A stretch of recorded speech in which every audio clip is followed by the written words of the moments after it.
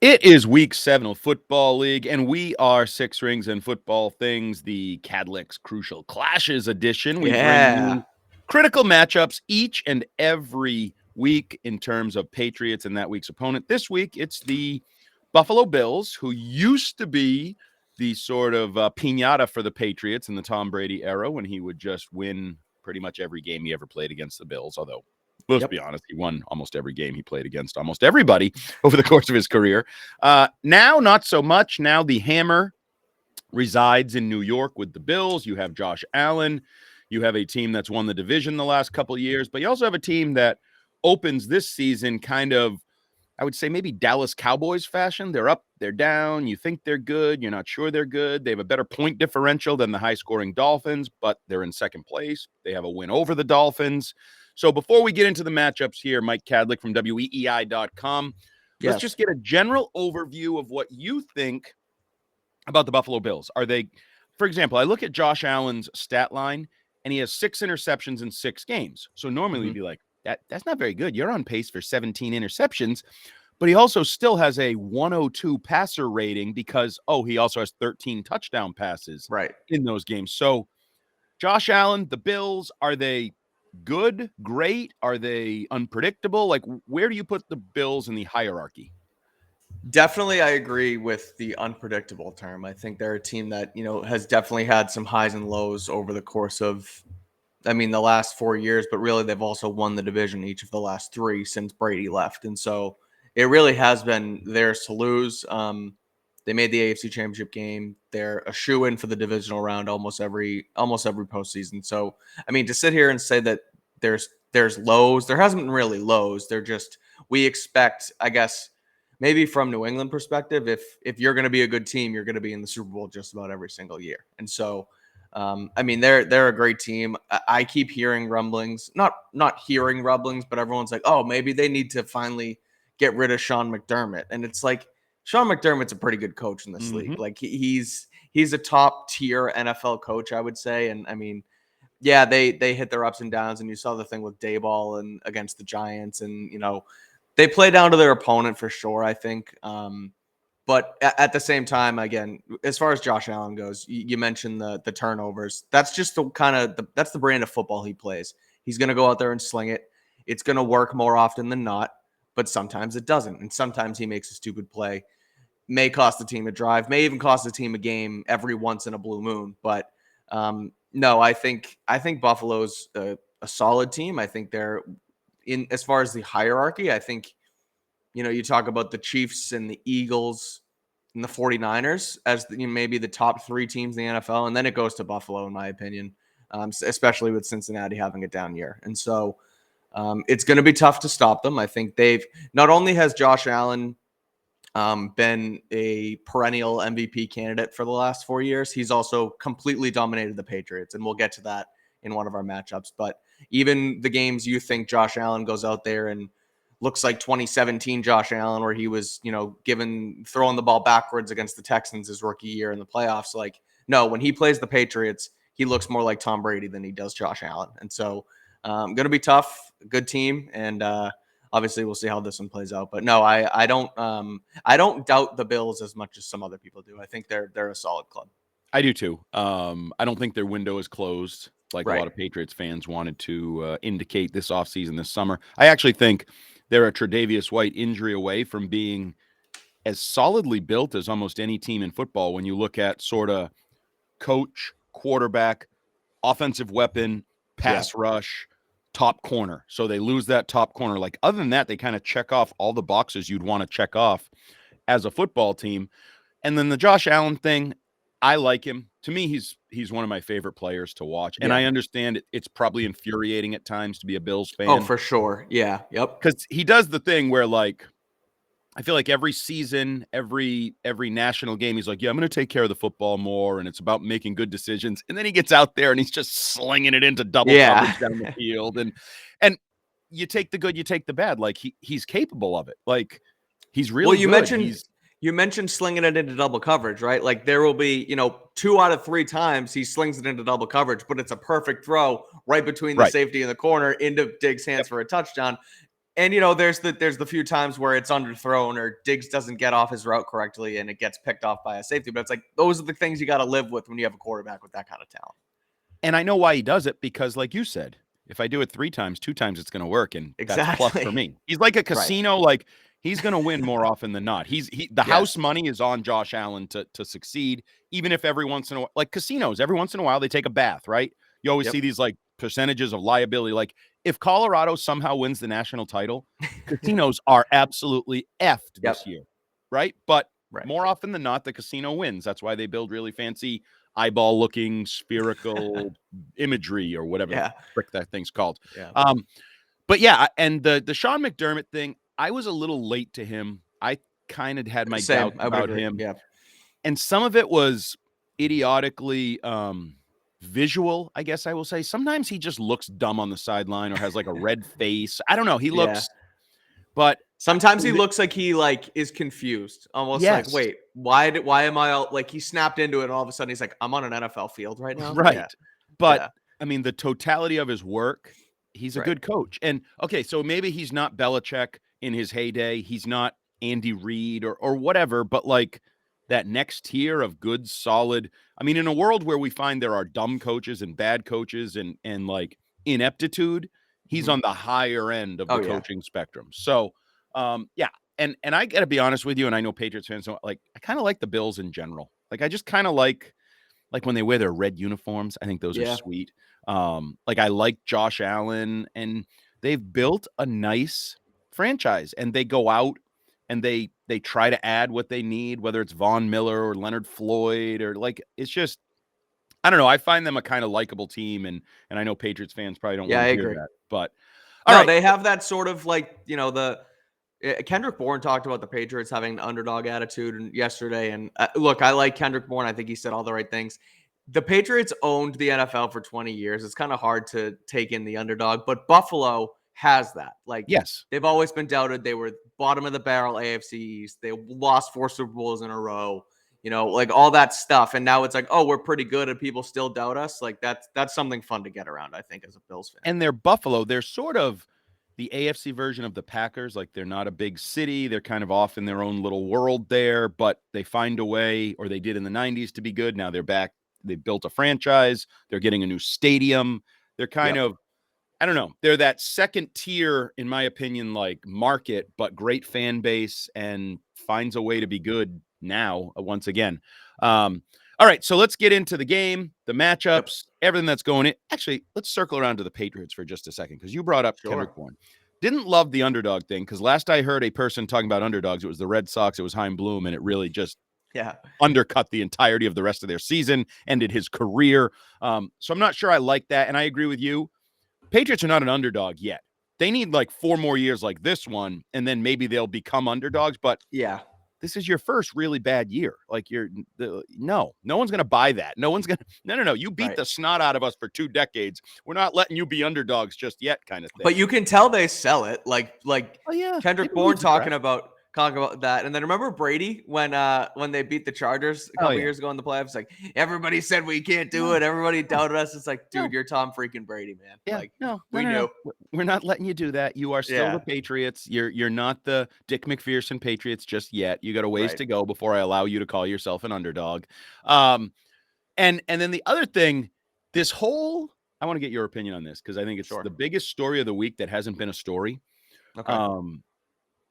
Malik Cunningham was the backup quarterback last week, and therefore you couldn't pull Mac Jones, because I'm sorry, Malik Cunningham is not prepared to play 30 minutes, 40 minutes of play after play football, run the offense.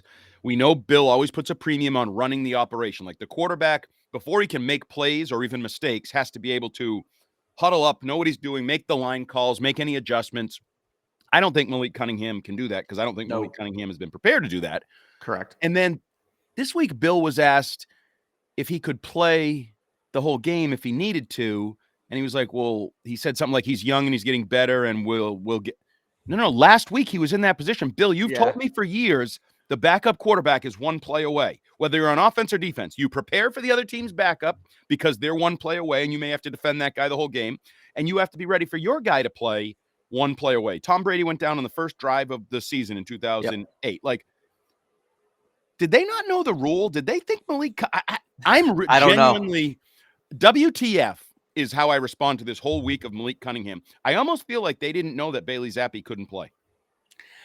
I don't know. And it's a good question. And I've thought about it too a few times. Like day after day, some other little like nugget comes out. Like Bill asked about it and said, well, yeah, maybe he would have played. I don't know. Or like he spoke with Doug Kide after the game out in Vegas, and Cunningham was like, yeah, we kind of tried to hide it, but like he wasn't throwing in warmups. Right. Zappi was still throwing in warmups. The reports came out that he could have been benched with poor play, and it could have been Zappi or Greer. And it's like, then the injury or the inactives come out, and both of those guys can't play unless there's injury. Like, it was so bizarre. The whole thing was really bizarre. And I don't know if you're right, if they didn't know the rule or if they were just kind of throwing stuff out there. We can swear on a podcast to see if it sticks. And I mean, they're lucky that I guess the game didn't get out of hand and Mac didn't throw another pick after another pick. And he settled in after that first half interception a little bit, I would say. Right. But I don't know. Were they going to turn to Cunningham, or were they just confident in Mac? Like, it was really bizarre to see that injury or the inactives report come out. And I don't know what their plan was. And I don't think Bill doesn't know the rule. I think they were just maybe not prepared to have a backup quarterback. I don't know. Well, the only thing I do wonder, and this is going to sound like a shot at Bill, I guess, and the Patriots, whatever, but that's okay. They're 1-5. Those are allowed. Right. If Mac let's just say Mac breaks his leg on the first play of the game. Yeah. I don't know that it's beyond them. And again, this is kind of a shot for like then Malik Cunningham to say, oh, my leg, and pull a hammy. And now, like, I guess you could do that, but the whole thing is weird. So, yeah, I agree. That's sort of where my head just went at, too. It's like, okay, both get hurt. Zappi can come in. Fine. I don't put that past them. But that's not really what we were worried about this week. We were worried about the benching and short leash. If someone gets short Crap leash, sheet poor said play. Short leash, whatever, X hours earlier, and there was no short leash. He was the dog that just got electric fence and now has the whole damn yard to play with. Exactly. Like, yeah. Okay. That was weird. No, it was weird. The whole thing's weird. I'm with you. I don't know what the thinking was. Maybe they're more prepared to play Malik than they're letting on. You wouldn't think that would be the case because he was just on the practice squad for 5 weeks and then was elevated, and all of a sudden, like, it's a weird situation. Belichick is botching quarterbacks every single step of the way right before our very eyes. Is my take on Belichick with QBs. Okay, that's the 13-minute mark with our promo for social media. Yeah, there you go. I mean, he is. It's true. Like, and now you got me all fired up, Andy. But this dang Mac Jones thing, I go every single week. I ebb and flow with. Mac's a good player, and no, he's making mistakes, and maybe he's not that good. And then it's like, well, the offensive line is awful, and the receivers aren't there, and all the timing gets messed up. And Mac never got a fair shake. And I'm back to Mac's pretty good, but never got a fair shake and is irretrievably broken. That's kind of where I am in my Mac Jones cycle right now. I don't know if he could go elsewhere and be good anymore because I think his mental game might be broken. I don't know, but he's screwed here, and I don't think there's a way to bring it back. I just don't. So if you were putting together, let's call it the Uncle Rico support group, I think you could find a lot of quarterbacks over the years in the NFL that think, if it weren't for the 3 offensive coordinators in 3 years, if it weren't for this dumbass head coach, if it weren't for a crappy line, if it weren't, and I'm not saying that's wrong. I actually think but again, when he arrived in New England, everybody was like, Mac Jones landed in the perfect spot, stability, and his career is going to take off. Okay, so just last quick, and we'll get right to the matchups. Malik Cunningham this week against the Bills will be They'll have 3 quarterbacks active. If that's the case, I think it's even more a sign than they didn't know what the hell was going on last week. Yeah, I agree. Something's amiss. But I think Zappi will be the backup in case something happens, and I think there will be more Malik Cunningham in the offense this week. Whether it's positive plays from Malik. Yeah. I'm ready for it. I'm here for it. Thought. I'm not going to lie to you right now, and this may be a sad week 7 dream. Yeah. My very simple week 7 dream is Malik Cunningham rolls out. He hits Demario Douglas for a touchdown. Like, I just That want would to see be those cool. two play. Like, I just Yeah. want to see those guys play and do stuff. Yeah, They're that's fun. athletic. They're young. They're fun. They have upside. There's something. They offer something that few players on this team do, and like get me entertained. So 100%. anyway, let's get into the entertaining aspect of this Six Rings and Football Things Cadlick's Crucial Clashes podcast with clash number 1 for the Buffalo Bills on Sunday at Gillette. When you talk about the entertaining stuff, the entertaining stuff is talking about Malik and Demario going for touchdowns. This is the stuff where it's like, oh, maybe they're not going to win the football game. But first one is that Bills front 7, their pass rush. I guess against the offensive line in general, but specifically I'm going with the right tackle spot because Vidarian Lowe last week was not good at all. He let up the safety to Max Crosby. And I want to give Lowe a little bit of leeway here. Look, the guy's not that great at right tackle in the NFL. He's just not. He was a late round pick. He was traded for a late round pick. This is not the spot he's meant to be in. But because of the way they've built this offensive line and the way they've built, I guess, the coaching staff with Clem, and I don't know if I want to put everything on Clem either because he's not given the high enough quality players to maybe try and coach them up. So having said that, Lowe wasn't great last week. I was looking at some numbers, and he is second to last in the NFL in pressures given up with 27 this season. Ooh, somebody's worse? Yes, Evan Neal from the Giants. Oh, okay. Yeah, interesting, because he was a first-round pick. I was going to say, I'd rather have my just random dude I picked up late suck than my first-round pick suck. I would agree. But so, having said that, Vidarian Lowe, right tackle against this front 7. But lo and behold, here comes your guy, Connor McDermott, this week. Who Thank God we have him. Yeah, Bill Belichick said, "Thank God we have him." I wrote on weei.com this morning that those sweatshirts should have actually said "No one is coming" except for J.C. Jackson and Connor McDermott because they've made plenty of roster moves since then, including McDermott this week, which I found interesting. He was put on IR before the season. He was then released with an injury settlement, and now he's back. And he was signed to the practice squad, but it wouldn't shock me this week at all if he is either elevated, signed to the active roster, but ultimately starts at right tackle this week. They need a change. I think Lowe just is not up for it. And again, back to the little thing real quick. Like, he shouldn't have been one-on-one with Max Crosby at the end of the game, and that's the position they put him in. Like, I don't know what they were thinking. Mac maybe could have got the ball away, and we can do this. But we're on to Buffalo. This is the matchup. This front with I'm looking at some names: Leonard Floyd, Epinesa, Ed Oliver, who Bill Belichick called one of the best they'll play. They're going to have a hard time no matter who they line up, not only on the right side but on the left as well. Trent Brown banged up, so the right tackle spot with all the injuries on the front with these guys who the Bills they're first in sacks this season with 24. Again, it comes down to the offensive line, and it's always going to. And this is arguably their toughest task yet with one of the best fronts in football. So curious to see how they try and match this thing up. Yeah, on paper, this is a bloodbath. On paper, yeah, it is. They average 4 sacks a game. They have inside rushers, outside rushers. Yep. You can't block inside. You can't block outside. Mac is under duress. You want to hear my low-hanging fruit Vidarian Lowe joke? Sure.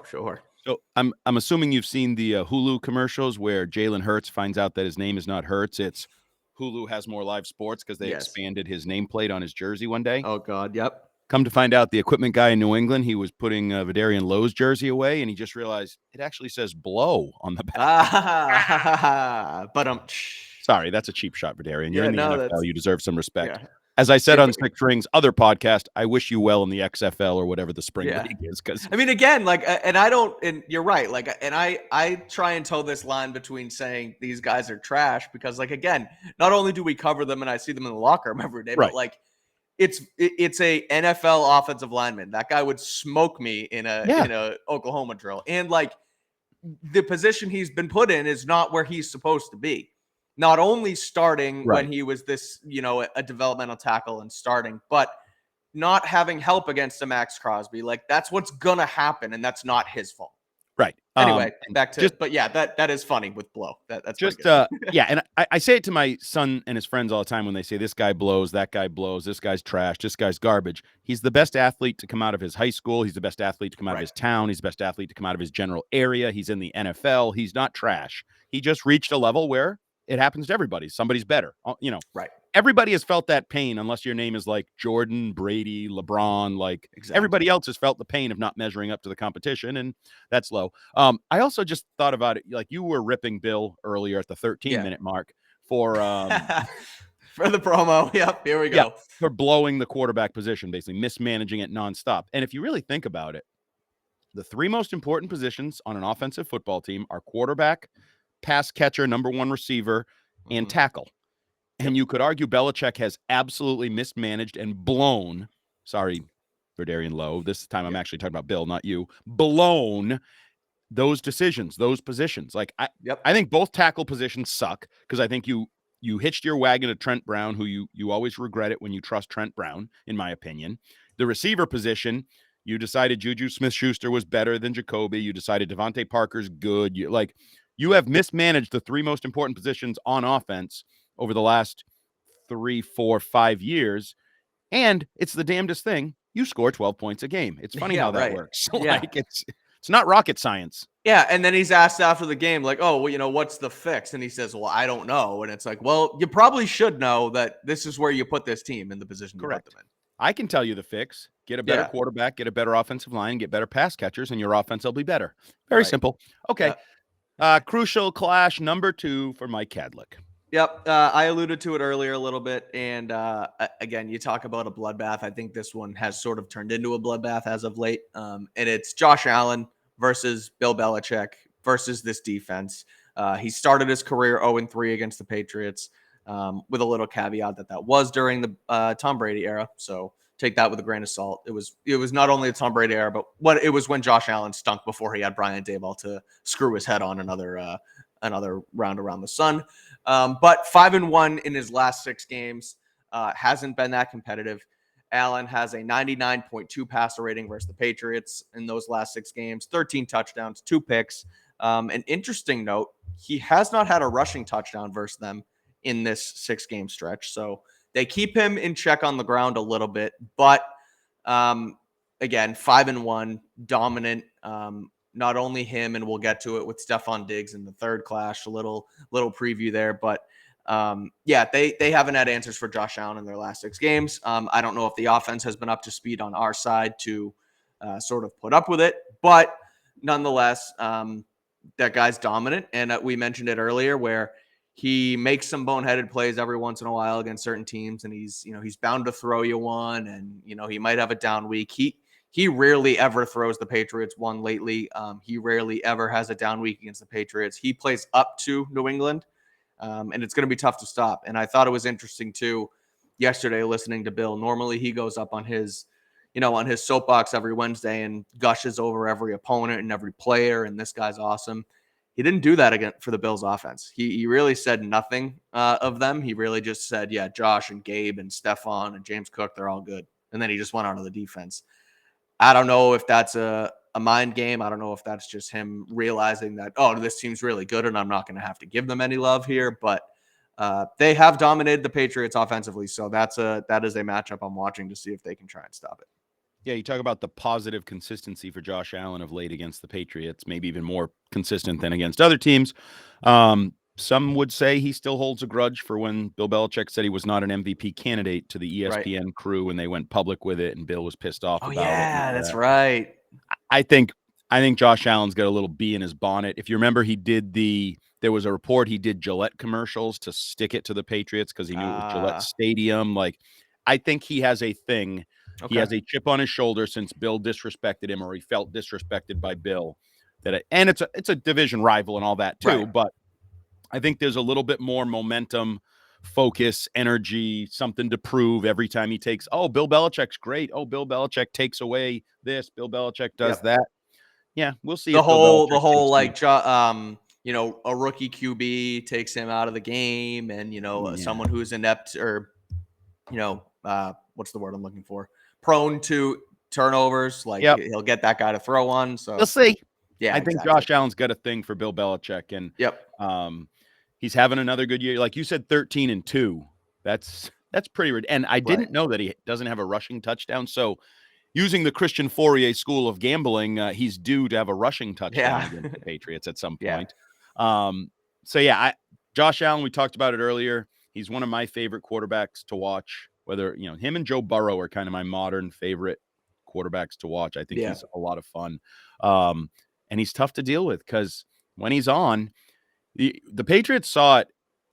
Was that last year? There was one game where he literally, in a short span, did everything. He ran around you. He ran a guy over. Yeah. He threw a touch pass. He threw a bullet pass, and you're like, I know the local scribes believe when Bill says somebody can make all the throws, it's like a shot at that. I Mhm. think Josh Allen can do absolutely anything you need him to do at the quarterback position. He doesn't Correct. always, but if you want a tush push, I'll take my chances with Josh Allen. If you want him to run a sweep and go down the sideline, Mhm. I'll take my chances with Josh Allen. You want him to throw a rifle between three guys, I'll take Josh Allen. You want to put a little touch on a little fade? I think Yeah, he's he's got really it all. freaking good. So Patriots pass defense still banged up, still Yeah. questions about the pass rush and the pass coverage post injuries. Yep. You got picked apart by Brian Hoyer at times in the second half last week, and now Josh Allen's coming to town. So Well, I was good thinking luck. about that when you mentioned earlier about being prepared for not only the startup but the backup. I don't think they were ready for Brian Hoyer last week because Who he can came in be? the I mean, game. Yeah, I know. can you really be ready for him? Yeah. Oh man. Okay, so He made a now nice pass on that deep post. That was pretty no, good. he looked pretty good. He Yeah, he looked did. better than my mind thinks of Brian Hoyer being. Right. Like, now our third matchup, crucial clashes to keep an eye on. This is one that I think flies in the face of Patriot history, Patriot narrative, and what Bill Belichick does to an opponent. So, what's number 3 on your list? It's Stephon Diggs. It's versus JC Jackson, who I wrote about it a little bit, and I'm sort of, using that as my notes here and what Stephon Diggs has done to the Patriots in his last, call it 6 matchups. I'll quickly read it off because he has had 6 catches for 92 yards. He's had 9 catches for 145 and 3 touchdowns. Ouch, He's babe. had 4 catches for 51, and that was in the Blizzard game. That's the low here. 7 catches for 85 and a touchdown, 7 catches for 91 and a touchdown, and 7 catches for 104 on a touchdown. So you're Stephon telling Diggs me owns that the Patriots. so when I do my FanDuel bet of the week, a Stephon Diggs anytime touchdown is a safe bet? I would say. Do you remember that game? We had 3 touchdowns. It was 2020, and he was just done. And that was on J.C. Jackson, who Yep. I have here as in the matchup because J.C. with the Patriots in his first stint was very, very good. Obviously, he went and he got paid by LA, and he was deservingly so. The one guy who he could not stop, clearly, as those numbers just mentioned, was Stephon Diggs. They're probably going to have to put J.C. Jackson back on Diggs this weekend because Jonathan Jones is hurt and hasn't practiced so far this week. Jack Jones is coming back from IR, but I still don't think he's going to be back right away. Obviously, Christian Gonzalez out for the season. Marcus Jones is on IR. Like they don't really have an answer for Diggs again this week unless it's J.C. Jackson, who in theory is your best corner right now and has had a tough time against Stephon Diggs. If you do go to weei.com, I'm not going to get into all the weeds here, but in the crucial clashes column, you can see J.C. Jackson's numbers versus Stephon Diggs compared to versus everybody else, and the difference is startling. Actually, there's one that I want to outline here, and it's that J.C. Jackson against Stephon Diggs has let up 3 touchdowns and only had 1 interception. Against everybody else, he's let up 5 touchdowns and picked the ball off 24 times. So he's dominant against others, and he's not good against Diggs. So I'm curious to see how they defend this guy, because we talk about, and you talked about just now, Bill Belichick's thing is taking away the best offender and letting everybody else beat you. That has not been the case with the Bills. The reason has been because they've used JC against him and it hasn't worked out. And here we are again. JC's back. Gonzalez isn't here, and it's gonna potentially be tough sledding with JC on Diggs this week. We'll see how it plays out, but I'm curious to see how they line up against him. Yeah, it's going to be interesting because I do think Buffalo's a team. Like, there's some teams where, you say, even last week, okay, you take away Devontae Adams, they still got Jacoby Myers, who's pretty good. Like, Right. Stephon Diggs is by far the best weapon the Bills have. He is the guy who changed the trajectory of that franchise with his Yep. arrival with Josh Allen. The whole thing. Isn't that funny how that works? It is funny how that works, yes. And if you could do the Belichick thing and hold him to 3 catches for 28 yards, that's a really nice first step towards maybe upsetting the Bills. And you're Correct. a heavy underdog and all that. The problem is you haven't done it in the past when you had more opportunities to do that. Not only in the past did you have a better J.C. Jackson or whoever else, you had Devin McCourty, who I think if you're going to bracket somebody, he's borderline a corner. I'm not sure. I mean, forget J.C. Jackson. Like, I don't really want Miles Bryant around Stephon Diggs. I don't really want Peppers or Duggar. Like, I don't think these are good matchups. This is a great matchup for Stephon Diggs. Like, almost regardless of which 1 or 2 players are around him, I like the matchup from a Bills perspective. So this is as big a challenge as there is this. This might be as big a challenge as Vidarian Lowe and the line face, like everything. This could be the game. If you win this clash, I think that's a first step towards maybe pulling off a miraculous upset or even just hanging around and making it tighter than people think it should be. So totally. We'll see. History would say that's probably not going to happen, but hey, history's been wrong a lot. History's been wrong a lot. So we'll see what happens. Okay, so let's look at the general game matchup in and of itself.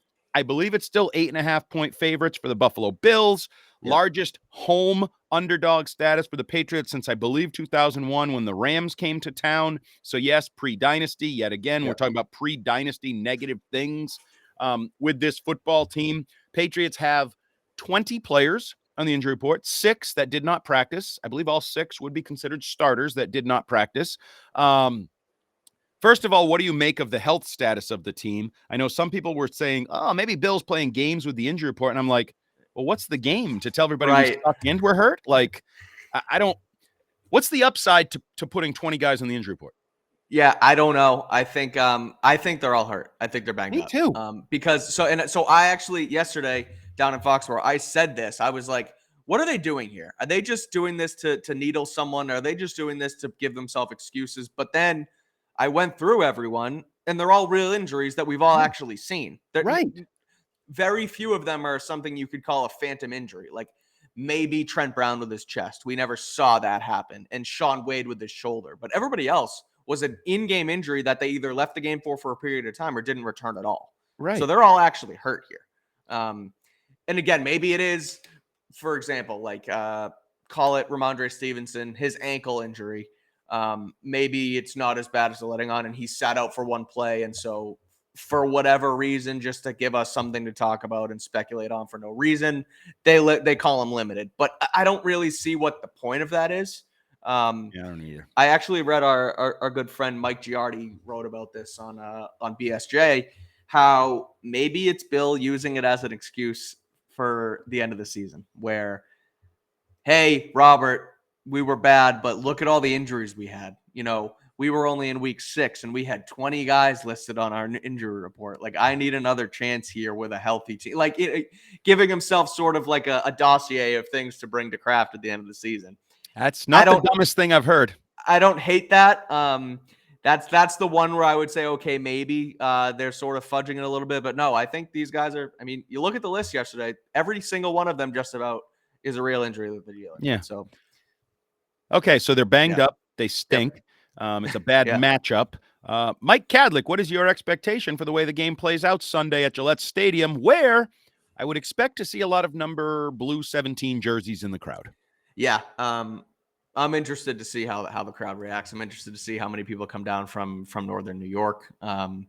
See what happens there. But as far as the game plays out, I talked about it last week, and I'll say it again this time. Until they prove it wrong, until they prove me wrong, I can't back the Patriots, not only just to win outright, but against the betting number 2. This Buffalo team is really good.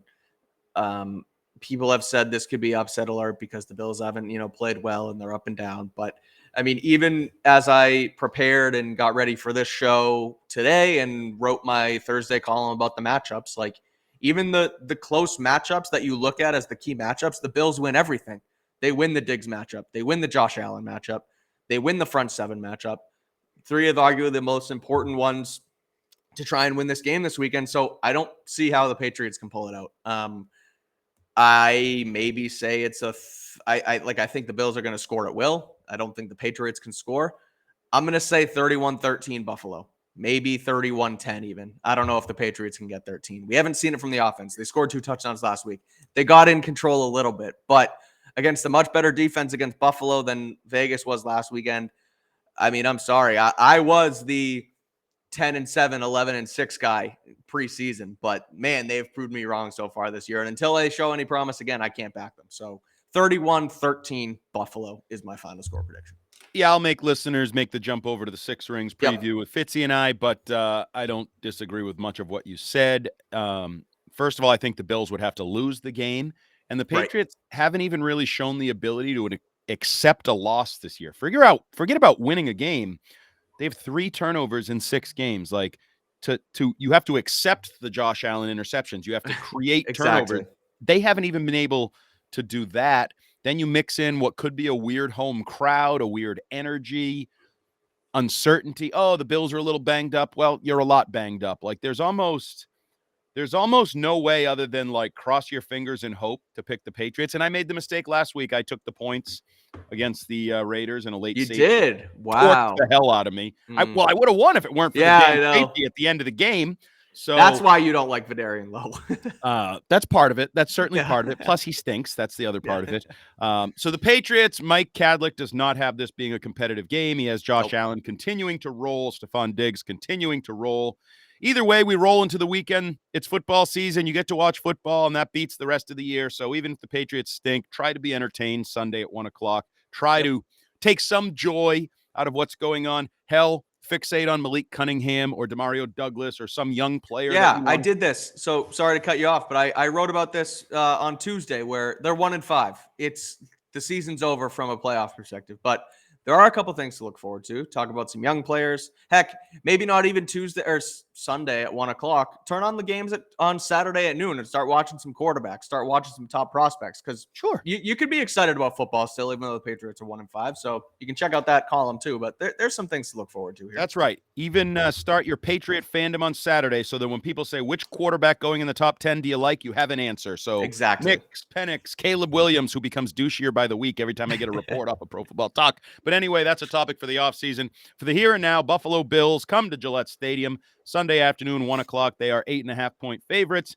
And Mike Kadlick says that's not enough. So we'll leave you on that cheery note. This has been Six Rings and Football Things, the Kadlick's Crucial Clashes editions, where the clashes seem less crucial by the week because they just lose in the end anyway. See ya. Bye, guys.